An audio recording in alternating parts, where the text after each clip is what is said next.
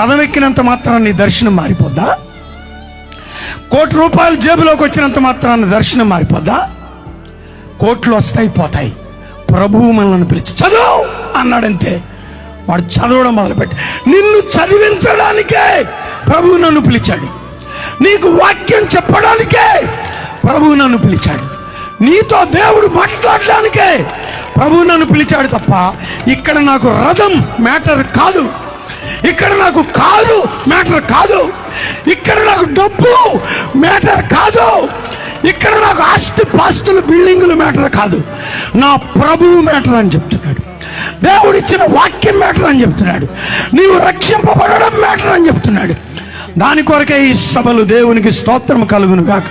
దాని కొరకే ఈ పరిచర్య, దాని కొరకే ఈ స్వార్థ, దాని కొరకే ఈ దైవజనులు, దేవునికి స్తోత్రం.